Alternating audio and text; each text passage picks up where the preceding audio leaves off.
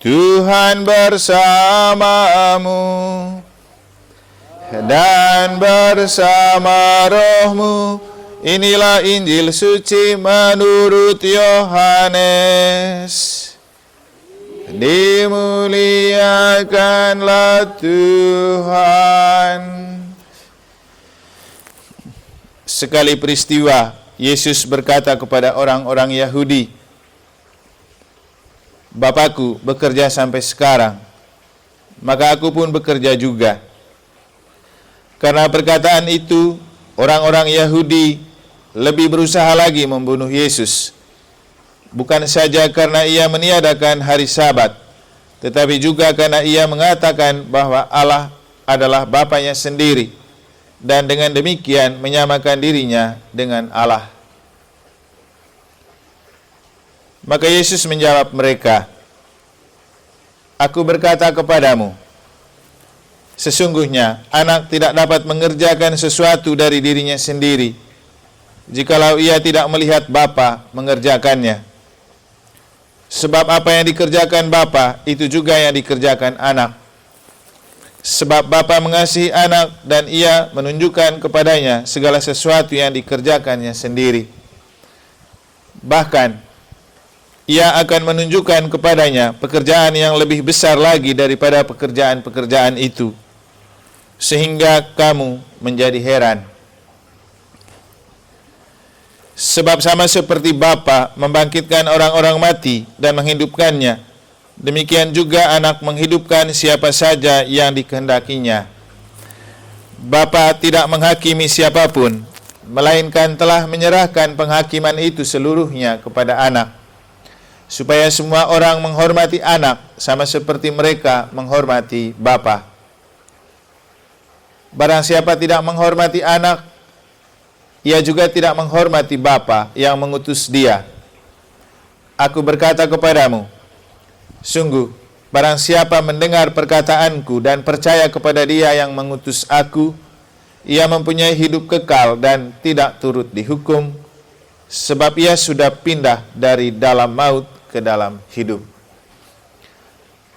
Aku berkata kepadamu, sungguh, saatnya akan tiba dan sudah tiba, bahwa orang-orang mati akan mendengar suara anak Allah, dan mereka yang mendengarnya akan hidup. Sama seperti Bapa mempunyai hidup dalam dirinya sendiri, demikian juga diberikannya anak mempunyai hidup dalam dirinya sendiri. Dan Bapa telah memberikan kuasa kepada anak untuk menghakimi, karena ia adalah anak manusia. Janganlah kamu heran akan hal itu, sebab saatnya akan tiba bahwa semua yang di dalam kubur akan mendengar suara anak dan mereka yang telah berbuat baik akan keluar dan bangkit untuk hidup yang kekal, tetapi mereka yang telah berbuat jahat akan bangkit untuk dihukum. Aku tidak dapat berbuat apa-apa dari diriku sendiri. Aku menghakimi sesuai dengan apa yang aku dengar, dan penghakimanku adil, sebab aku tidak menuruti kehendakku sendiri, melainkan kehendak Dia yang mengutus aku.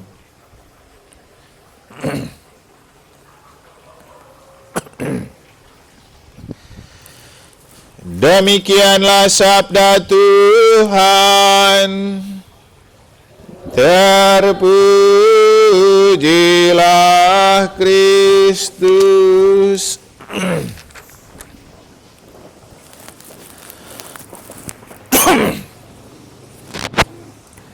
Bapakku bekerja sampai sekarang, maka aku pun bekerja juga. Para suster, Bapak Ibu, saudara-saudari, adik-adik dan anak-anak sekalian yang saya kasihi dalam Tuhan dan Bunda Maria. Dalam Injil hari ini kita mendengar Yesus lebih banyak membanggakan Bapanya. Bapa yang mengutus Dia, Bapa yang memberikan kepercayaan kepadanya pekerjaan-pekerjaan yang harus diselesaikan untuk membuat kerajaan Allah itu nyata di dunia.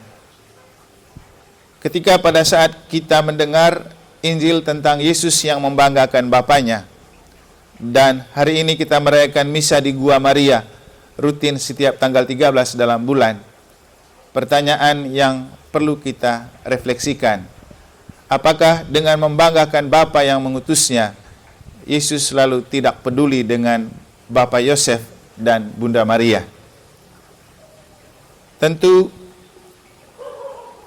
Maria adalah simbol kehadiran Allah perempuan, bahwa kebapaan perlu disertai dengan keibuan, dan tampilnya Bunda Maria itu untuk menjaga keseimbangan antara aspek kebapakan dan keibuan yang ikut bekerja dalam karya penebusan Yesus.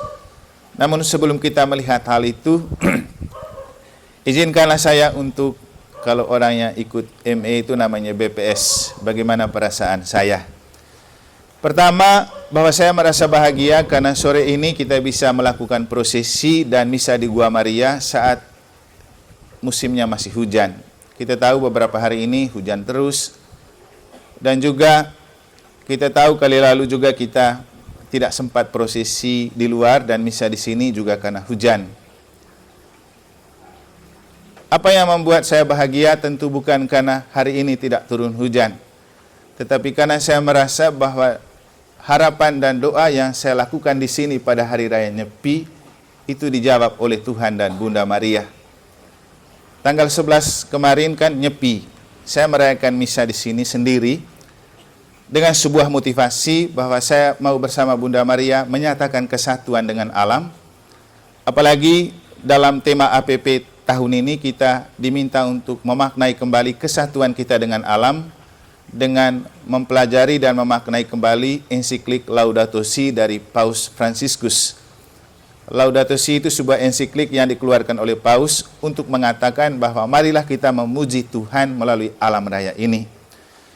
Dan Nyepi adalah sebuah perayaan untuk kita kembali menyatu dengan alam, memberikan penghargaan kepada alam, membiarkan alam mengekspresikan diri di dalam dunia ini dengan segala ciptaan-ciptaan Allah yang ada di dalamnya.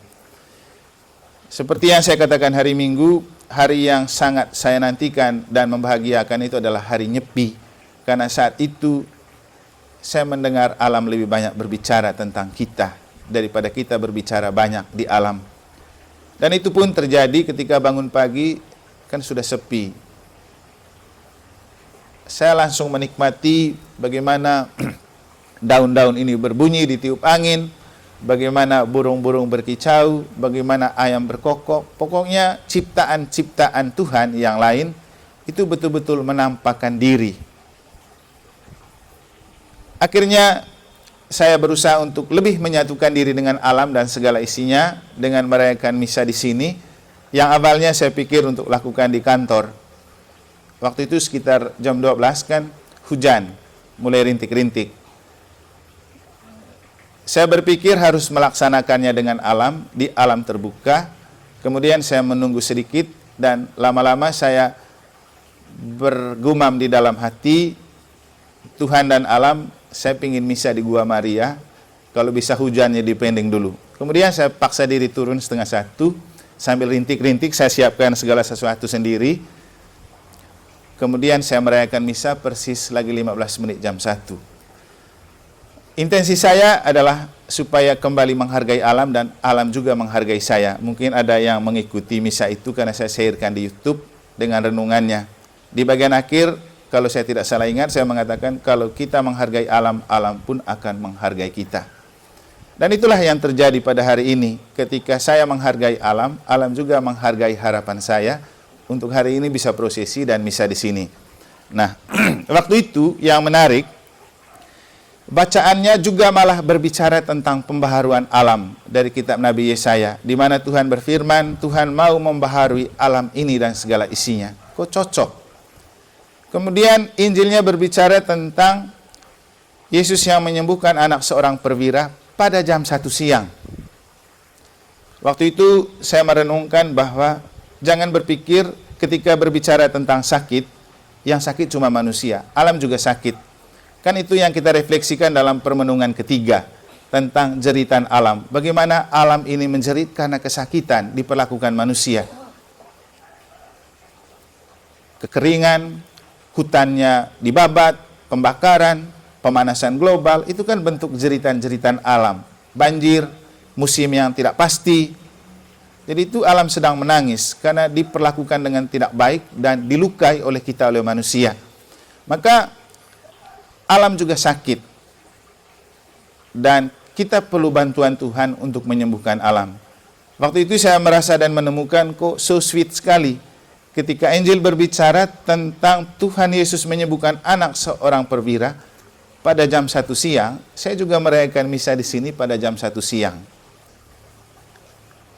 Salah satu intensinya juga mohon alam ini disembuhkan dari luka yang disakiti oleh manusia. Nah, singkat cerita, untuk saya, yang membuat saya bahagia itu ketika hari ini cuacanya bagus dan bisa merayakan misa di sini. Dan itu adalah sebuah bukti keakraban dengan alam dan cara alam menghargai kita. Maka Bapak Ibu, tidak ada gunanya kita merefleksikan tema APP dalam 5 minggu kalau tidak ada rasa penghargaan terhadap alam. Kalau kita tidak mewujud nyatakan itu dalam hidup. Maka ketika hari ini kita datang misa di alam ini, juga adalah sebuah bentuk penghargaan terhadap alam. Dan seperti kata Paus Fransiskus, mari kita melihat alam sebagai saudara. Dan saya pikir Fransiskus Assisi juga adalah salah satu orang kudus yang sangat melihat alam sebagai saudara. Itulah kenapa suster-suster OSF juga itu mencintai alam dan menghargai alam. Karena Santo Fransiskus Assisi adalah orang kudus yang sangat menghargai dan menyatu dengan alam. Yang kedua yang membuat saya bahagia itu begini. Hari ini kita prosesi dan pengusung patungnya para prajurit, tentara dari Kompi C. Yang saya bayangkan begini, ini kan prajurit-prajurit ini berlaku kasar dan keras kepada Yesus di jalan salib. Tapi kenapa Tuhan memberikan kita prajurit-prajurit seperti ini? Justru mereka mengusung Bunda Maria.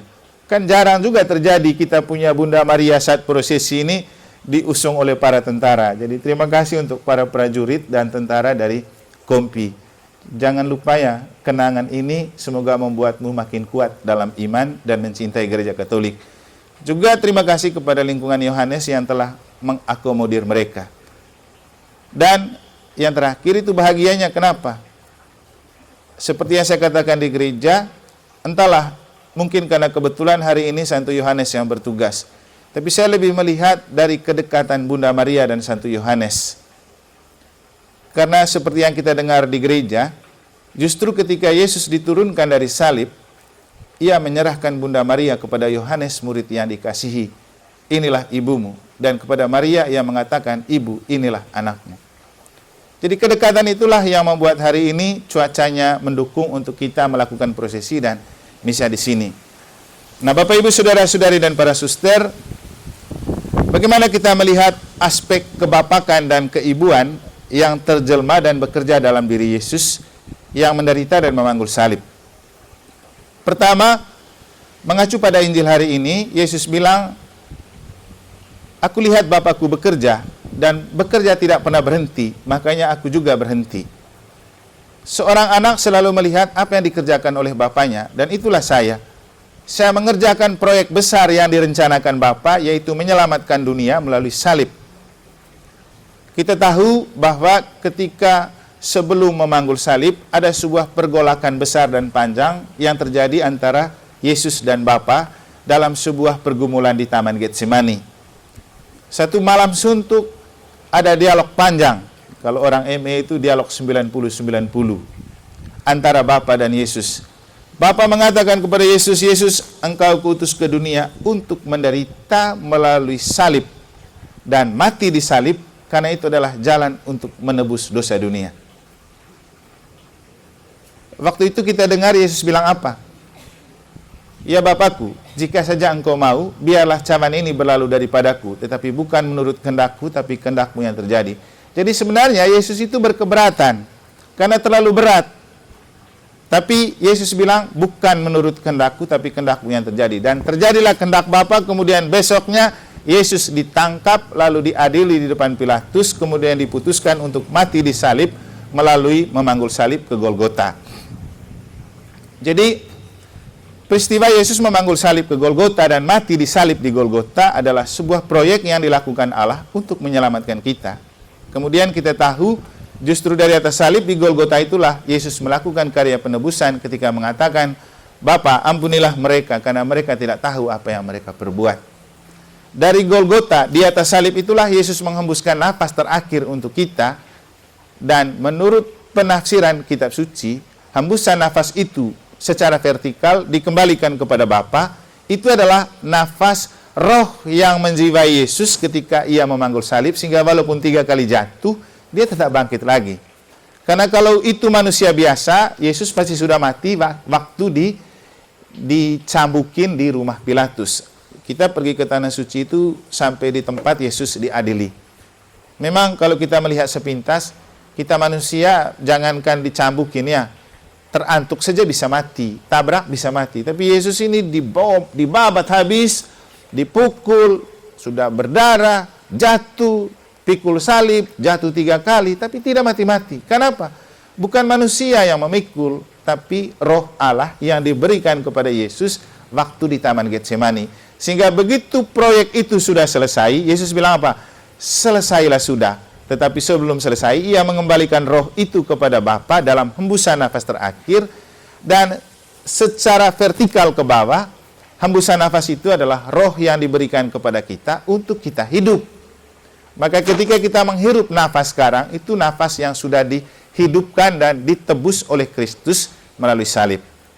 Jadi kesimpulannya, Yesus menyatu dengan Bapa untuk melakukan karya dan proyek Bapa menebus dan menyelamatkan dunia melalui salib. Dan itu adalah pekerjaan yang harus dilakukan oleh Yesus. Nah, selanjutnya, aspek keibuannya di mana? Kita tahu waktu Yesus diadili dan memanggul salib ke Golgota, tidak ada Yosef. Dan memang ceritanya Yosef itu meninggal saat Yesus masih kecil. Sehingga kemudian tidak ada dalam cerita tentang Yosef. Dan yang kita temukan, Maria lah orang yang setia menemani Yesus ketika memanggul salib ke Golgota. Dan di dalam perhentian cuma muncul 1 kali, di perhentian keempat. Yesus berjumpa dengan ibunya. Tapi Maria itu setia. Dia ada di antara kerumunan dan selalu berada di samping, walaupun ada prajurit yang mengenyahkan Maria, dia selalu ikut sampai di Golgota. Buktinya, sampai di Golgota, Maria masih diingat oleh Yesus. Yesus berpikir tentang nasib ibunya setelah Yesus mati. Jadi, ketika dalam Injil hari ini Yesus berbicara tentang Bapa, bukan berarti ia tidak menghormati Yusuf, juga tidak menghargai Bunda Maria. Ia tetap menghargai. Buktinya, ia menghargai Bunda Maria sampai sebelum ia menghembuskan nafas terakhir. Ia ingat bagaimana ibu saya kalau saya mati. Makanya dia begitu lihat ibunya di kaki salib, dia langsung mengatakan, Ibu, inilah anakmu, menunjuk kepada Yohanes. Dan kepada Yohanes dia bilang, Yohanes, inilah ibumu. Karena Yesus menghargai ibunya. Untuk kita, apa makna terpenting dari cerita ini? Jangan sampai melupakan Bunda Maria, dan jangan sampai tidak menghargai Bunda Maria ketika kita berjalan bersama Yesus dan percaya kepada Yesus. Toh selalu ada prinsip per Mariam ad Jesum. Hanya bila bersama Bunda Maria kita sampai kepada Yesus. Itulah gereja Katolik. Itulah alasan kenapa saya selalu mengajak Bapak Ibu, setidak-tidaknya dalam sepekan 1 atau 2 kali kita doa bersama di Gua Maria ini. Untuk apa kita bangun bagus-bagus? Karena misa tidak akan membuat kita mendapat rahmat kalau melupakan Bunda Maria. Itulah kenapa sebelum kita doa tahun pastoral, saya selalu mengajak mendoakan 3 kali Salam Maria untuk menghormati kesucian Bunda Maria. Kalau saya pribadi Bapak Ibu, setiap kali habis misa, saya datang doa di sini satu peristiwa untuk berterima kasih kepada Bunda Maria, untuk misa yang sudah terjadi, untuk kamu yang sudah datang. Sekaligus minta untuk misa besoknya supaya berjalan bagus, orangnya juga datang. Kenapa? Lagi-lagi peran Maria sangat-sangat vital untuk gereja Katolik, untuk iman Katolik. Dan Bunda Maria lah orang yang paling setia menemani Yesus memanggul salib sampai ke Golgota. Bapak Ibu bisa lihat, rasul-rasul yang lain ada di mana coba? Hilang semua ketika Yesus memanggul salib. Baru terakhir kita menemukan ada Yohanes, murid yang dikasihi. Tapi Maria, dia ikut. Jadi untuk kita, marilah kita selalu berjalan bersama Bunda Maria. Jangan sampai lupa berdoa kepada Bunda Maria. Saya tidak tahu nanti setelah era saya apakah masih ada kamu punya prosesi dan misa tanggal 13. Masih ada doa setelah misa di Gua Maria. Tapi saya mau mengatakan kepada Bapak Ibu, jangan sampai melupakan Bunda Maria. Bunda Maria adalah figur yang sangat dekat dengan Yesus dan sangat dihargai oleh Yesus. Dan apapun yang Bunda Maria minta kepada Yesus, pasti dikabulkan. Jadi apapun yang Bunda Maria minta kepada Yesus, pasti dikabulkan. Masih ingat cerita mengubah air menjadi anggur dalam pesta perkawinan di Kana. Sekaligus membuat Yesus melakukan mujizat pertama. Siapa yang meminta? Bunda Maria. Kita bersyukur karena hari ini kita diperkenankan oleh Tuhan bersama alam raya ini dan segala isinya bisa melakukan prosesi merayakan misa bersama Bunda Maria di tempat ini. Tentu ini momen langka. Tidak akan ada lagi masa prapaskah kita misa tanggal 13 di Bunda Maria. Bersyukurlah Anda bisa datang. Beruntunglah Anda. Pasti Bunda Maria melihat Anda semua. Pasti Bunda Maria juga seperti ia peduli dan perhatian dengan Yesus yang memanggul salib. Bunda Maria juga perhatian dan prihatin dengan kita. Karena kita pasti punya salib yang harus kita pikul dalam hidup.